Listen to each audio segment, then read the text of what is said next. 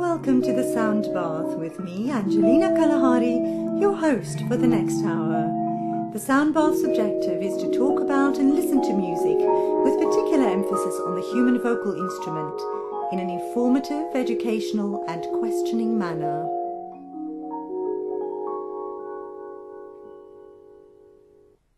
Recently I had the wonderful opportunity to chat to Tod Machover via Skype from my little computer room in London, where you can hear the birds singing in the garden and London Underground going by, so it's all very rustic.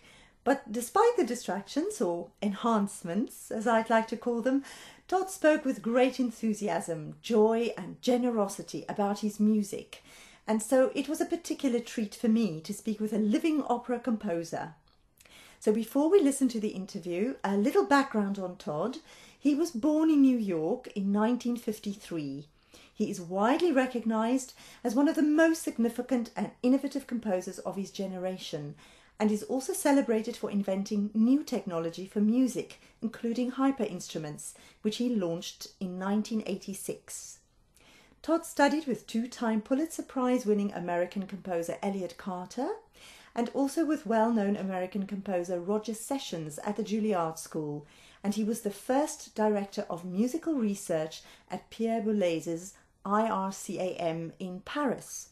IRCAM is the Institute for Research and Coordination of Acoustic Music, and it is one of the world's largest public research centres dedicated to both musical expression and scientific research. Tod has also been Professor of Music and Media at the MIT Media Lab in Cambridge, America, since it was founded in 1985, and he is the director of the lab's Hyper Instruments and Opera of the Future groups. Since 2006, he has also been visiting Professor of Composition at the Royal Academy of Music in London. What does it matter? Simulation, face, medium, voice, face, face, as many as I want, faces and voices. I am almost purely entirely into the system. I'm really out of matter, but maybe I'm not out of time.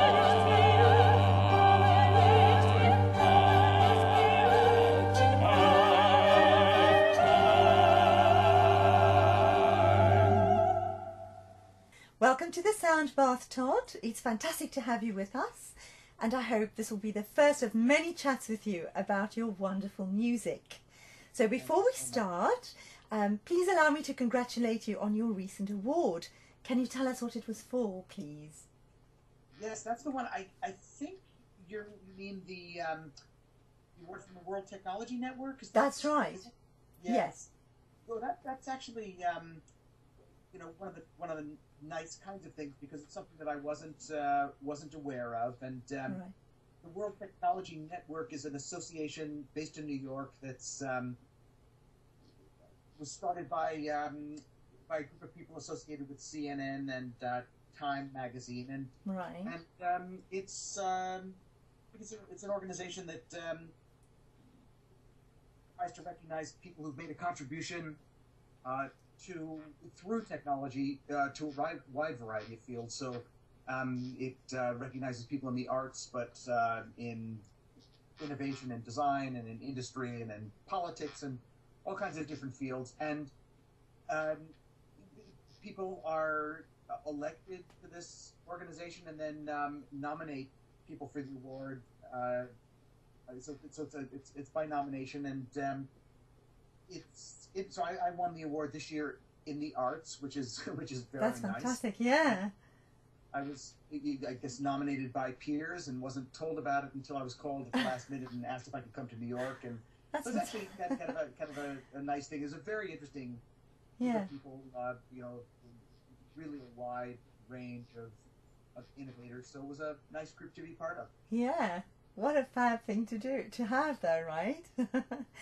It's nice. And I think the nicest part is is that it was anonymous and something that I had no idea about. So that's always the nicest kind of recognition. Yeah.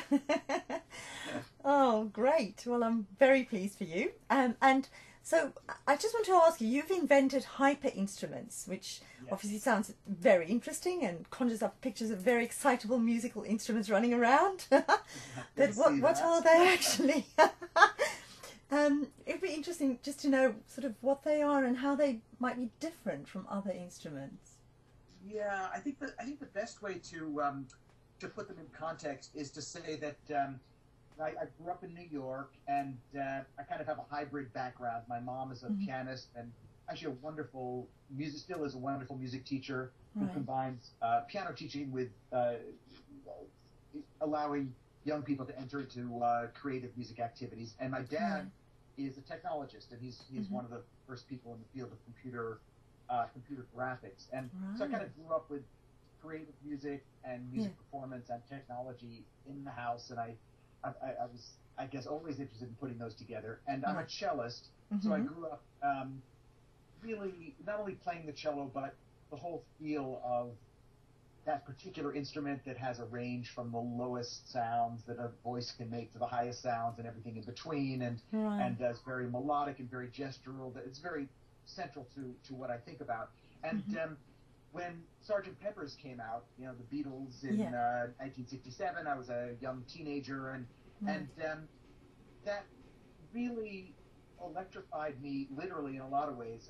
I pretty much listened mostly to classical music before then, and chamber music and vocal music, and so Sgt. Pepper's was just so exciting to me musically. The fact that it was so beautiful, and it was so direct and also complex at the same time, and had so many layers of sound.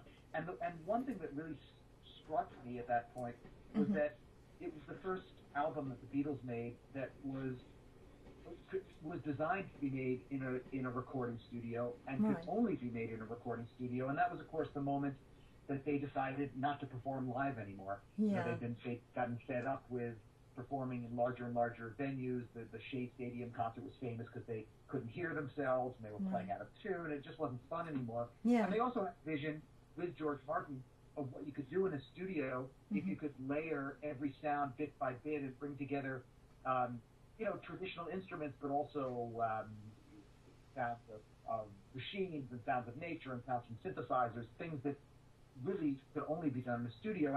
And so what struck me, besides loving the music, was the fact that this was a very exciting thing to be able to do with technology in a recording studio, but also wouldn't it be even better if you could do this kind of music and do it live as well? If something really was lost if you couldn't make music with human beings staring at each other face to face, whether it was performers on stage with an audience, or jamming with friends, or improvising with friends. So I guess since that time, I really was obsessed with the idea of having the best of both worlds, having to combine the richness of technology for the presence of the music, the complexity and the layering, with the immediacy and spontaneity and gesture of live performance. And in a nutshell, that's what hyper instruments are. I thought about this for a long time. I went to Juilliard to study composition, learned technology along the way, went to Paris to work at the Pompidou Center at IRCAM with Pierre Boulez when that opened up.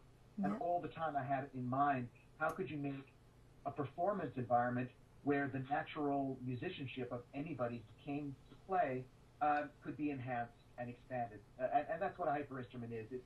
Sometimes we use traditional instruments, sometimes we use things that are like traditional instruments, sometimes we invent totally new instruments. But the idea is that the instrument knows what is being played, and even more importantly, how it's being played, what the feeling is, what the intention is, so that just by interpreting the music in a particular way, by bringing out an F sharp, or driving a phrase to a downbeat, or letting it all relax, those emotions of performance are understood by the instrument, and so what you play can be a window onto a much bigger world. The cello might turn into a voice, or into a trumpet, or into a sound you never heard before, or a melodic line might all of a sudden turn into a counterpoint and into an orchestra, all shaped by the way it's being played. And so in a nutshell, that's what a hyper instrument is. That's fascinating, isn't it? It's like artificial intelligence almost. Is it? It is actually. The instruments need to have some kind of artificial intelligence. Yeah. We do a lot of that work to understand what the music is, and so that's all part of it. Gosh, yes. Well, that is fascinating. So just following on from that, but on a slightly different tack, I read in the Los Angeles Times that you were called America's most wired composer. Yeah. So for those of us who are unfamiliar with the term wired composer, could you please explain what that means? Yeah, well, I think it's not a common term. I think it was coined for this occasion. But I think primarily what it meant was that of kind of serious classical composers, I've probably, really become one of the people who's most associated with wired in the sense of using technology, incorporating it into musical expression and into my compositions, right. and to try to take the potential of technology and meld it with musical possibilities and bring that into the mainstream. So I think wired literally in the sense of music connected to computers, connected to technology, wired in that. I think that's the way it was meant. And of course, these days it's wireless because. Right. I came from light and I will